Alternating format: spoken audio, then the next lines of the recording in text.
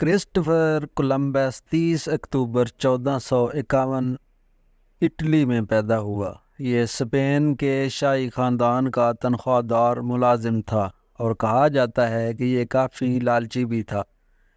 اس دور میں ہندوستان کی شہرت کے کافی چرچے تھے، تو اس نے اسپین کے بادشاہ کو طرح طرح کی کہانیاں سنا کر ہندوستان کے سفر کے اخراجات اٹھانے کے لیے راضی کر لیا۔ اس نے اسپین کی بندرگاہ سے سفر کا آغاز کیا اور بہت دنوں تک مشکل سفر کرنے کے بعد ایک جزیرے پر پہنچا۔ انہوں نے اسے ہندوستان سمجھا اور اسی جزیرے پر رک گئے۔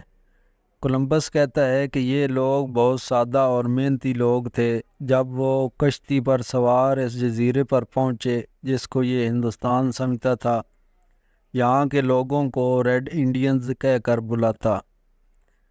ان لوگوں نے کولمبس کے قافلے کی بہت خدمت کی اور تیروں اور دوسری اشیاء کے بدلے ان سے ڈیکوریشن پیسز لے لیے۔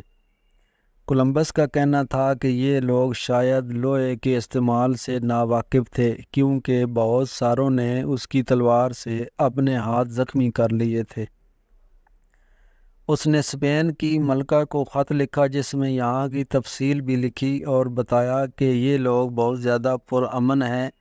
ہم 50 لوگ اس پورے جزیرے پر قبضہ کر سکتے ہیں اور ان کو غلام بنا کر ان سے خدمت بھی کروائی جا سکتی ہے۔ یہ چند ماہ یہاں رہا۔ جب واپس پہنچا تو بندرگاہ پر اس کا استقبال ایک رائل ایڈمرل کے طور پر کیا گیا۔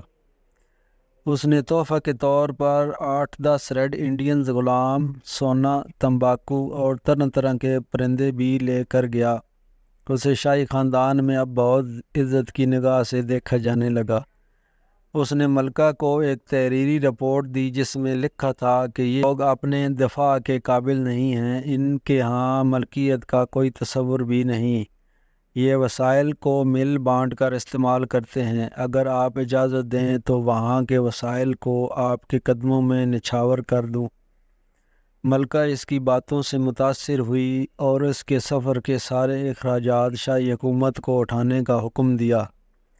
ایک ایڈمرل کی حیثیت سے اس نے 17 بحری جہاز لیے جن میں 1200 سفاک قاتلوں کو ساتھ لیا اور واپس اس جزیرے کی طرف سفر کرنے لگا۔ اس کے جہازوں پر تیر انداز، مال مویشی، تعمیرات کا سامان، گھوڑے، اناج اور پودوں کے بیج وغیرہ بھی تھے۔ اس کا مطلب تھا کہ یہ وہاں اب آبادکاری کے لیے جا رہا ہے۔ فرانس کی ملکہ اس سے بہت خوش تھی کیونکہ اس نے اپنا ملک مجرموں سے خالی کر لیا تھا اور ساتھ ایک الگ جزیرہ پر حکومت بھی قائم کرنے جا رہی تھی۔ دوسری طرف جب یہ سفاک مجرم جزیرے پر اترے تو وہاں کے معصوم لوگوں پر تو جیسے قیامت اتر آئی۔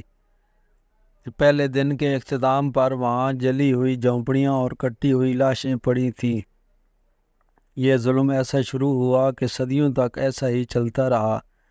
کہا جاتا ہے کہ 15 سالوں میں 40 لاکھ ریڈ انڈینز قتل کیے گئے۔ کولمبس کے ساتھ جانے والے ایک پادری لاک کیسز نے لکھا ہے کہ وہاں کے لوکل لوگوں کو اجتماعی پھانسیاں دی جاتی، ان کے بچوں کو مار کر کتوں کی خوراک کے طور پر استعمال کیا جاتا، ان کے لڑکوں کو یا تو غلام بنا لیا جاتا یا ان پر تیر اندازی کی مشقیں کر کے قتل کیا جاتا، ان کی خواتین کی آبرو ریزی کی جاتی اور تب تک تشدد کیا جاتا جب تک وہ مر نہ جاتی۔ جو ریڈ انڈینز بچ گئے اور افریقہ سے لائے گئے غلاموں کو 1965 تک انسان ہی تصور نہیں کیا جاتا تھا، اور آج یہ گنڈا امریکہ کی انسانی آزادی کا علمبردار بنا پھرتا ہے۔ مشہور ہے کہ کرسٹوفر کولمبس 1492 کو وسطی امریکہ پہنچا تھا۔ یہ اکتوبر کا مہینہ اور تاریخ 12 تھی، اسی لیے براعظم امریکہ کے متعدد ملکوں میں اسے کولمبس ڈے کے طور پر منایا جاتا ہے۔ لاطینی امریکہ کے علاوہ اٹلی اور اسپین میں بھی کولمبس ڈے کا اہتمام کیا جاتا ہے۔